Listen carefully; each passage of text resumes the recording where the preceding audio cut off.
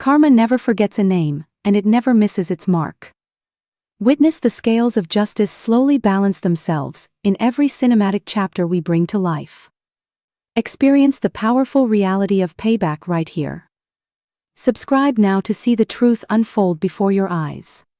The envelope was sitting on my kitchen counter when I got home from work, wedged between a grocery store circular and a water bill.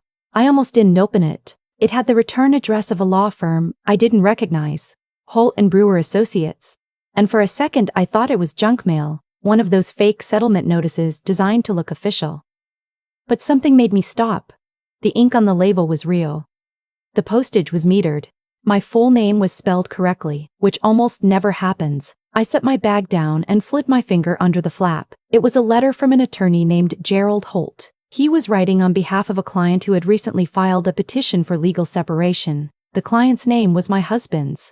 I read it 3 times. Then I sat down on the kitchen floor, not because I was devastated. I want to be clear about that. I sat down because my legs stopped working, which is a thing that apparently happens when your body receives information your brain hasn't finished processing yet. My husband Cormac had filed for legal separation. Without telling me.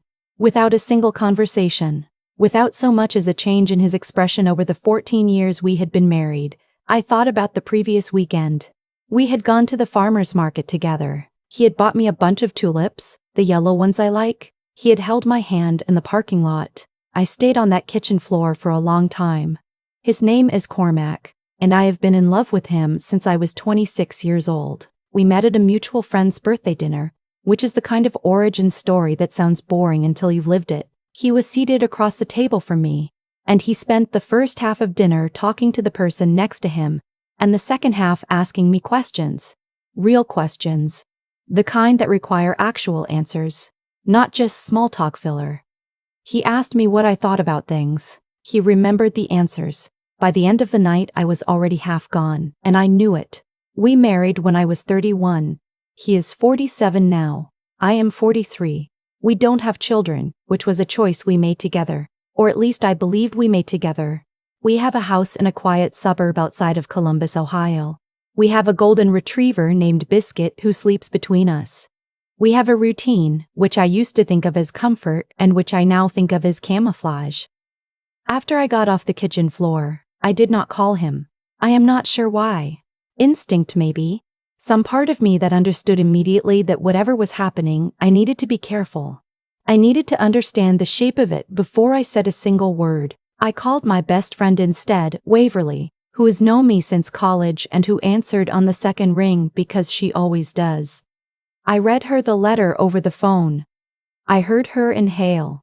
"Don't say anything to him yet," she said. "Not until you talk to someone. An attorney." Yes, I didn't sleep that night. I lay on my side of the bed and listened to Cormac breathe next to me and tried to find something in the sound of it that would tell me who he had become. The attorney I found was a woman named Dessa Okafor, who had a small office downtown and a manner so calm and direct it felt like standing in still water. She reviewed Gerald Holt's letter while I sat across from her and tried not to fidget. "Has your husband discussed any of this with you?" she asked. "No. Has there been any change in behavior recently? Arguments, distance, unexplained absences?" I thought about it honestly. Not recently, but looking back, maybe 18 months ago, things shifted. He started working late more. He was quieter. I thought it was stress. He'd just taken on a new project at work. She nodded and made a note. "I want to pull your joint financial records, and I need you to think about any assets that belong exclusively to you. Inheritance, property you owned before the marriage, anything gifted to you personally." I thought of my grandmother's ring. It had belonged to her mother before her, a simple band of white gold with a single round diamond, not large, not flashy. The kind of ring that exists in a family not because of its monetary value, but because of everything it represents. My grandmother wore it until the day she died. My mother passed it to me when I turned 18. It had lived in my jewelry box since the day Cormac gave me an engagement ring because I couldn't wear both and I didn't want to choose. "There's a ring," I said. "My grandmother's. It's been in my family for 3 generations. Where is it now? In my jewelry box?" "At home. Make sure it stays there." I nodded. She said she would be in touch. I drove home feeling like someone had peeled back the surface of my ordinary life and shown me the machinery underneath, and none of it was what I had expected. I want to tell you exactly when things stopped being confusing and started being clear, because there was a specific moment. It happened on a Tuesday evening, 3 weeks after I received that letter. I hadn't said anything to Cormac. I was watching him the way you watch something you're trying to understand, quietly, from a distance, without letting on that you're looking. He'd been on his phone more than usual. He'd started going to the gym in the evenings, which he had never done before, always having been a morning person. He bought new shirts. He smelled different, a new cologne, something I didn't recognize.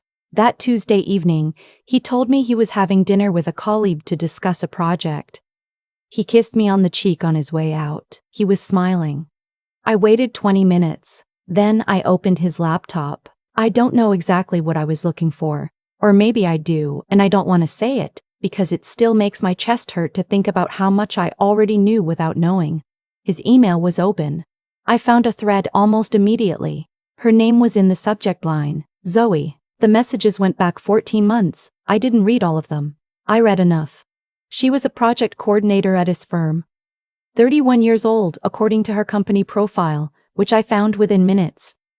They had been together based on the emails for over a year. Based on the tone of the later messages, she believed she had been told that Cormac was in the process of finalizing his divorce. His divorce from me. The divorce I did not know was happening. I closed the laptop very carefully. I went into the bathroom and ran cold water over my wrists until I felt less like I might fall apart. Then I went to my jewelry box. My grandmother's ring was gone. I stood there for I don't know how long. The box was open on my dresser. Every other piece was there. The pearl earrings from my mother, the thin gold bracelet from our 10th anniversary, a pair of diamond studs Waverly had given me for my 40th birthday. Everything except the ring that had belonged to 3 generations of women in my family. I called Waverly. She came over within the hour. She sat across from me at the kitchen table and did not say a word while I told her everything. When I finished, she was quiet for a moment. "He took it," she said. "Not a question. I don't know when. I don't know how long it's been gone. I don't check the box every day. He gave it to her." I had already thought this. I hadn't said it yet because saying it made it real. "I think so." Waverly looked at me for a long moment. "What are you going to do?" "I'm going to find out for certain," I said, "and then I'm going to be very, very prepared."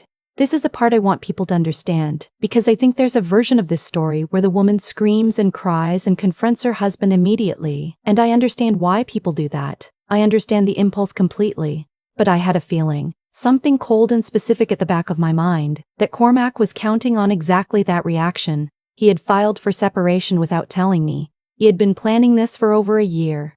He was not a man operating emotionally. He was operating strategically. So I decided to do the same. I met with Dessa Okafor again the following morning. I told her about the emails and about the ring. She did not look surprised. She asked me how sure I was that the ring had been in my possession when we married. 100%. I have a photograph of it in my jewelry box from our wedding day. My maid of honor took it. She was documenting my something old. Dessa wrote that down. A premarital inherited item given to you before the marriage is not marital property under Ohio law.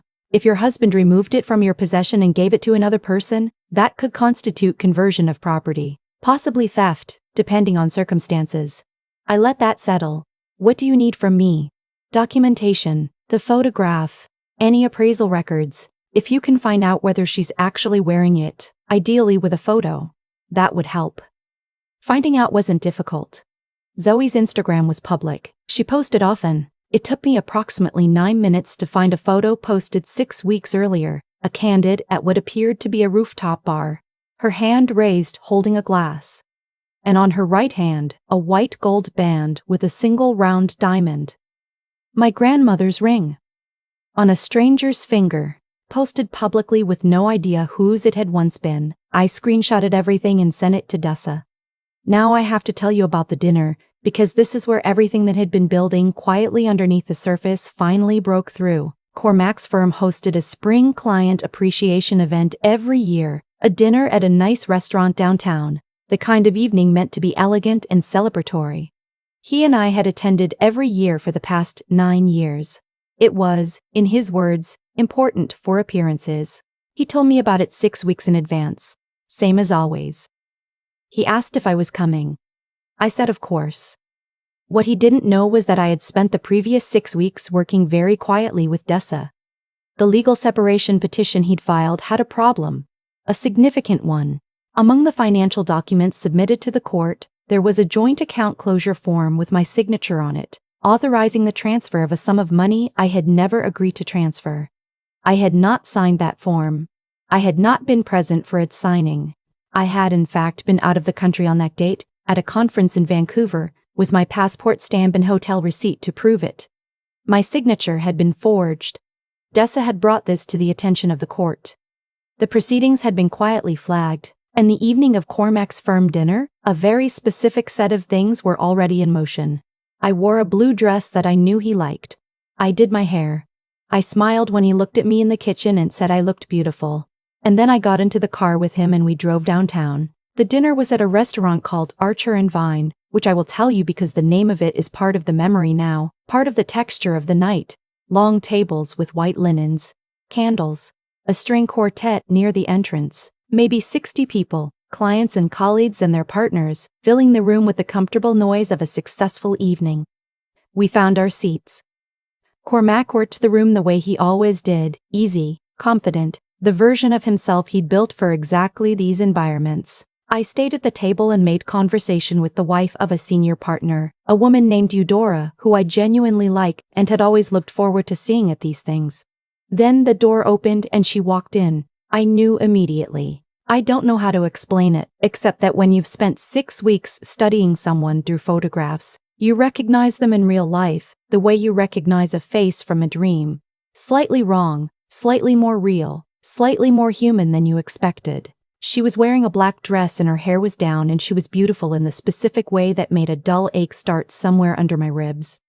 And on her right hand, catching the candlelight, was my grandmother's ring. Cormac crossed the room to greet her and I watched them. The way his hand found the small of her back, the way she turned her face up toward him, the way he looked at her with an ease and warmth that I recognized from 14 years ago, back when it had been directed at me. I put my phone on the table in front of me, screen down. I pressed the side button. I started recording. What happened next, I have to tell carefully, because I don't want to overstate it or dramatize it more than it already was. Cormac brought her to our table. He introduced her to the people around us as a colleague. And then, when the room had settled into its first course, and the noise had fallen to a comfortable murmur, he stood up. He tapped his wineglass. He waited for the table to look at him. I had no idea what was coming. I want to be honest about that. I thought I knew the landscape of what was happening, but I did not know this specific thing. He smiled. He thanked everyone for coming. He talked about the firm, about the year, about gratitude, and then he said he had a personal announcement to share, because these were the people who mattered to him, the people he wanted to celebrate with. He looked at her. He said he had never been happier. He said that sometimes life gives you a second chance. He said he was grateful to be starting a new chapter, and then he said he had recently finalized his divorce, and he would like to introduce the woman he was planning to spend the rest of his life with. The table clapped. People smiled. Eudora beside me went very still. I did not move. I did not cry. I sat with my hands folded in my lap and I let him finish. And then, when the applause had settled and Cormac was looking flushed and pleased with himself, I picked up my phone. "I'm sorry to interrupt," I said. My voice was steady. It surprised me how steady it was.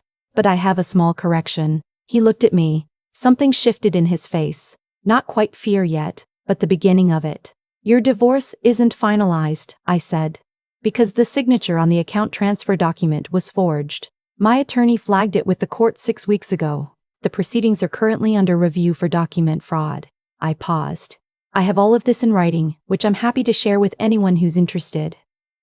The room was very quiet. "Also," I said, looking at the woman across the table, the woman wearing my grandmother's ring. "That ring on your right hand belonged to my grandmother. It was given to me before this marriage, which means it is not a marital asset. I'd like it back." She looked at her hand. Then she looked at Cormac. Whatever she saw in his face, it was not reassurance. I've also been recording this conversation, I added, which my attorney is aware of, so anything said from here forward is on the record. I won't tell you that it was clean, because it wasn't. There's no version of that moment that ends cleanly. Cormac, wet white. The woman, Zoe, started crying quietly. The kind of crying that happens when everything you believe to be true has just been dismantled in public. The senior partner at the end of the table asked very calmly if someone should step outside, and I said yes, and I meant Cormac. Eudora squeezed my hand under the table without saying a word. Waverly had been at the bar the entire time. She walked over when the commotion started and stood next to my chair, like she'd always been there. I hadn't asked her to come. She had simply shown up, because she knew me, and she knew that no one should have to sit through that particular evening alone. The ring came back to me that night. Zoe removed it in the lobby of the restaurant and held it out, and I took it and put it in my purse and said thank you, which I think confused her. But it was what came out. The legal proceedings took another 4 months. The forged signature was verified by a handwriting expert and confirmed by the Vancouver hotel records and my passport. Cormac's attorney attempted to argue that there had been a clerical misunderstanding, which did not go well. The document fraud charge resulted in the condition placed on the divorce settlement, a substantial financial penalty paid to me, in addition to the equitable division of assets that would have occurred anyway. The ring was formally documented as premarital personal property. I have the paperwork. I wear it now on my right hand. I don't know what happened with Zoe. I know she left the firm within 2 months of the dinner. I know she never reached out to me, which is what I would have done too.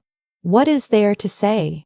She had believed what she was told. She had not known she was a participant in something fraudulent. At least that's what I choose to believe, because the alternative is darker, and I am trying, these days, to be kind to myself about what I choose to carry. Cormac and I are officially divorced now. He lives somewhere in the city. I don't know exactly where, and I don't particularly want to. Biscuit stayed with me. This was not negotiated. She is simply a dog who chose her person long ago, and no document was going to change that. The thing I think about most, now that enough time has passed that I can think about it without my hands shaking, is the tulips. The weekend before that envelope arrived, he bought me yellow tulips at the farmer's market. He held my hand, and he had already filed the petition. The forged document had already been submitted. He had already planned the dinner and what he was going to say in front of 60 people who knew us. And he bought me tulips. I think about the version of myself who went home that Sunday and put those flowers in a vase on the windowsill and thought, this is a good life. I don't hate that woman. I want to be clear about that. She wasn't naive, she was trusting, and those are different things. And only one of them is a failure. The flowers died, obviously. That's what flowers do. I didn't replace them. What I replaced, slowly and imperfectly, and with more help than I expected from people who loved me, was the story I had been telling myself about what my life was and what it was going to be. That replacement took longer than the legal proceedings. It was harder. It continues, in small ways, every day, but I still have the ring. And I still have Waverly, who showed up without being asked, which turns out to be the truest measure of anything. And I still have Biscuit, who is asleep at my feet right now as I write this, dreaming whatever dogs dream, something warm, I hope, something uncomplicated. I am 43 years old. My name is my own again. I am just beginning to understand what that means.